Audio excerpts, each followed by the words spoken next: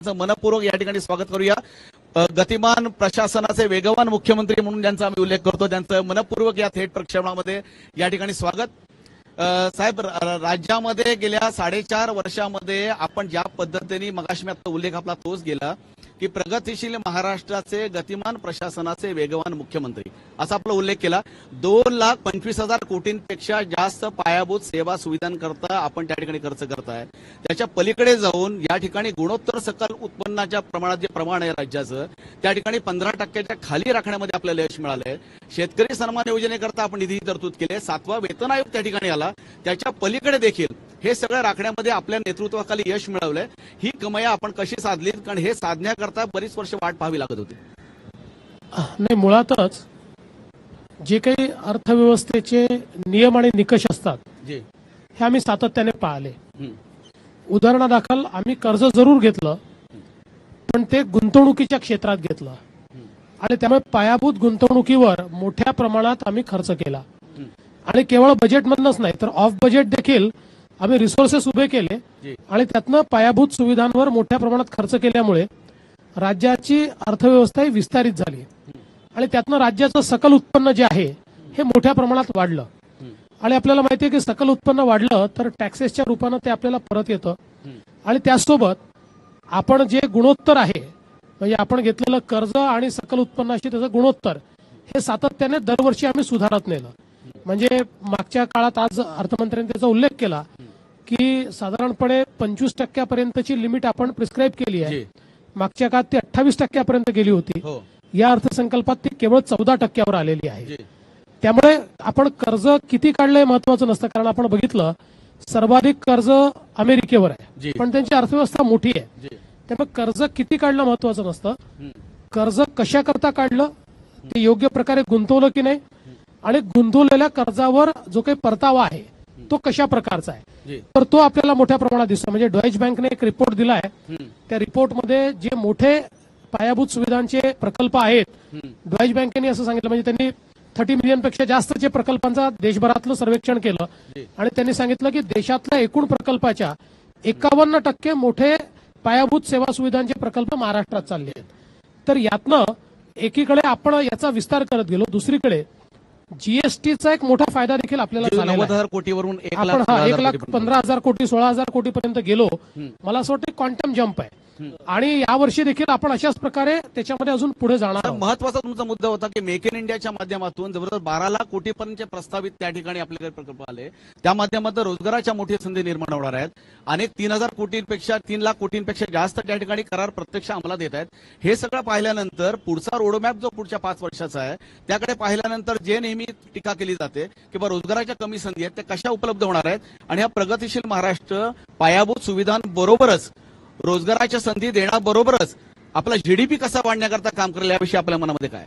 नाही, 2-3 गोष्टी याच्यामध्ये प्रामुख्याने आम्ही केल्या आहेत। एक हे जे एक मॉडेल तयार केलं आहे इन्फ्रास्ट्रक्चर लेड ग्रोथ, याच्यामुळे रोजगाराच्या संधी मोठ्या प्रमाणात तयार होतात, कारण इन्फ्रास्ट्रक्चरचं क्षेत्र असं आहे की ज्याचा एक कॅस्केडिंग इफेक्ट आहे, त्यातनं विविध क्षेत्रांमध्ये म्हणजे त्याच्यामधनं जे वस्तू निर्माण क्षेत्र आहे त्याच्यामध्ये देखील त्याचा इफेक्ट होतो आणि सर्व्हिसेसच्या क्षेत्रात देखील त्याचा एक मोठा इफेक्ट होतो। त्यामुळे ते मॉडेल आम्ही घेतलेलं आहे आणि आता विशेषतः ज्या विविध पॉलिसीज आपण तयार केल्या आहेत, कारण आता इंडस्ट्री 4.0 हा एक जो नवीन औद्योगिक क्रांती आहे चौथी, याच्यातनं ज्या रोजगाराच्या संधी मिळणार आहेत त्या महाराष्ट्रात कशा आपल्याला देता येईल, मुंबई आपलं वित्तीय केंद्र आहे त्याचा विचार आपण केलेला आहे आणि त्याच्यासोबत शेती क्षेत्रामध्ये देखील पायाभूत गुंतवणूक मोठ्या प्रमाणात आपण वाढवली। 1.5 लाख शेततळी तयार केली आहेत, 1.5 लाख आपण विहिरी तयार केल्या आहेत, जवळजवळ 50,000 कोटी रुपये हे आपण सिंचनावर खर्च करतोय।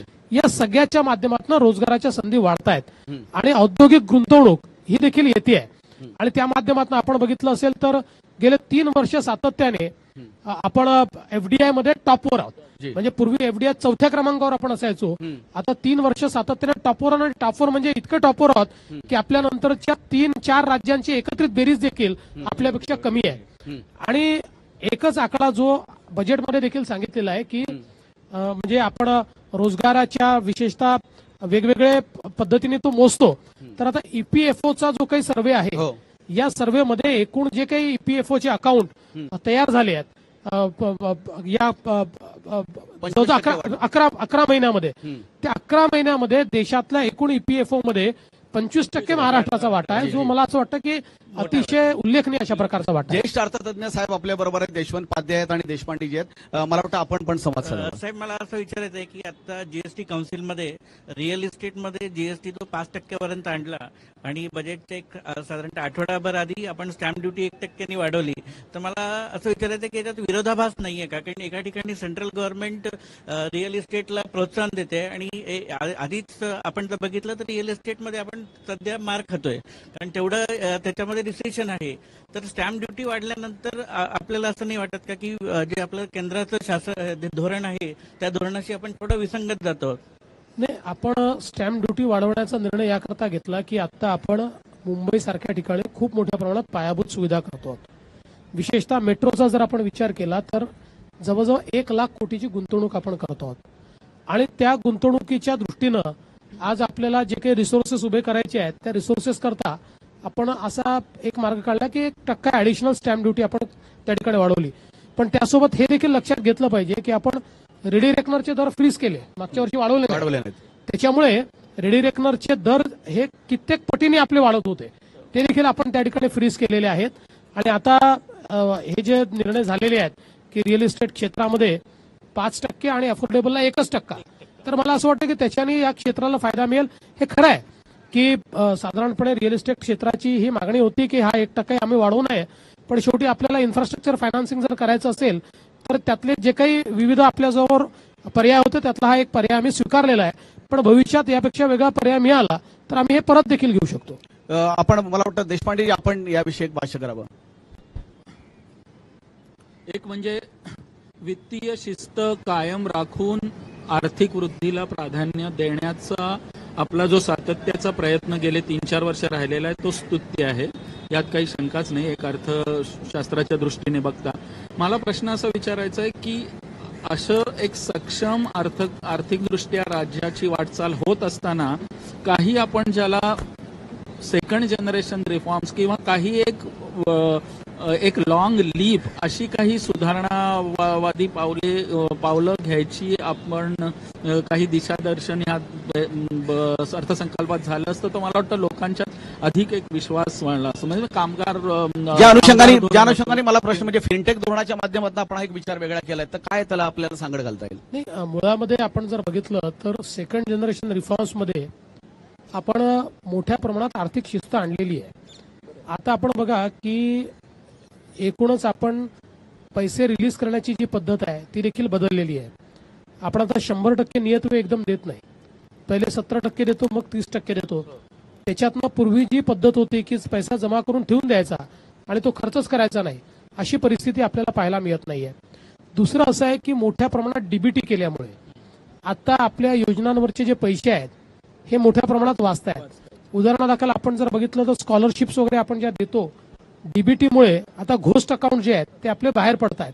किंवा आपण जर विचार केला तर आपण पब्लिक डिस्ट्रीब्युशन सिस्टीम मध्ये जे काही पॉस मशीन्स आणल्या त्याच्यामुळे 1 कोटी जे रेशन कार्ड धारक होते, जे घोस्ट रेकॉर्ड्स होते ते आपण बाहेर काढू शकलो आहोत. तर अशा प्रकारची एक वित्तीय शिस्त आपण नक्कीच लावलेली आहे. आता याच्यामध्ये काही नॉन परफॉर्मिंग ऍसेट्स जे आहेत याचं रिस्ट्रक्चरिंग करणं हा देखील एक मुद्दा आमच्या समोर आहे. भविष्य काळामध्ये त्याचा देखील विचार आम्ही करू. आणि फिनटेकचं जे धोरण आपण घेतलेलं आहे, कारण मुंबई हे आणि पुणे हे आता वित्तीय केंद्र झाली आहेत आणि भविष्यातली जी ग्रोथ आहे ती फिनटेक मधनं आहे आणि म्हणून आपण नवीन फिनटेक पॉलिसी केल्याने त्याला फार चांगला प्रतिसाद मिळतोय. त्याच्यामध्ये गुंतवणूक येते आणि फिनटेकच्या माध्यमातून नवीन रोजगाराच्या संधी तर मिळतीलच, पण त्यातनं ज्या व्हॅल्यूज क्रिएट होतील त्यातनं एक मोठा परतावा देखील आपल्याला मिळणार आहे. एक विचारतो की ज्याचा उल्लेख आपण नुकताच केला आणि तो फार स्वागतशील आहे की इंडस्ट्री 4.0 आता येऊ घातलंय आणि त्या दृष्टीने आपलं जे ह्युमन रिसोर्सेसनी कायम पुढारलेलं असंच राज्य आपण कायम रास्तपणे म्हणत आलो, तर त्या दृष्टीने कृत्रिम बुद्धिमत्ता म्हणा, नॅनोटेक म्हणा, ह्या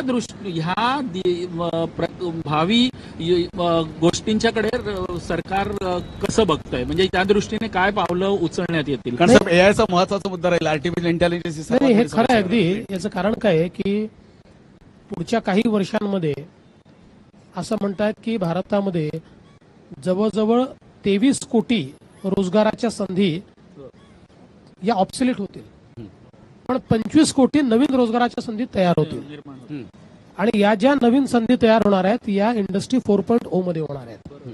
आणि यातलं आर्टिफिशियल इंटेलिजन्स हे अत्यंत महत्वाचं क्षेत्र आहे. आणि म्हणून आपण देशातली पहिली इन्स्टिट्यूट ऑफ आर्टिफिशियल इंटेलिजन्स ही मुंबई विद्यापीठात सुरू केली. आणि त्याच्या माध्यमातून मोठ्या प्रमाणात आता आपण ह्युमन रिसोर्स तयार करतो आहोत. खासगी क्षेत्राशी देखील आपण मोठ्या प्रमाणात टायअप करून आपले जे कटिंग एज जे इन्स्टिट्यूशन्स आहेत या ठिकाणी इंडस्ट्री 4.0 करता ज्या प्रकारचे मनुष्यबळ लागणार आहे ते मनुष्यबळ तयार करण्याचा प्रयत्न देखील आपण करतो आहोत. आपण नुकतंच एक वर्ल्ड इकॉनॉमिक फोरम सोबत त्यांचं सेकंड सेंटर जगातलं फर्स्ट न्यूयॉर्कमध्ये आहे, सेकंड सेंटर फॉर इंडस्ट्रीज 4.0 हे आपण मुंबईमध्ये एस्टॅब्लिश केलं आहे. आणि या सेंटरच्या माध्यमातून पहिला प्रोजेक्ट आपण आर्टिफिशियल इंटेलिजन्स आणि ड्रोनचा उपयोग करून आपण आपल्या शेती क्षेत्रामध्ये एक मोठं परिवर्तन या ठिकाणी करणार आहोत. आणि या माध्यमातून end to end digitisation of crop हे आपण करतोय, म्हणजे फ्रॉम सोईंग टू हार्वेस्टिंग हे आपण करतोय, ज्याच्यामध्ये 100% प्रेडिक्टिबिलिटी आपण एआयचा उपयोग करून त्या ठिकाणी आणतो आहोत. तर अशा प्रकारच्या अनेक योजना या आपण या ठिकाणी आणतो आहोत. आणि मला विश्वास आहे की हे जे इंडस्ट्री 4.0 आहे याच्यामध्ये एक विशेषत्वाने आपल्याला त्याचा फायदा मिळेल.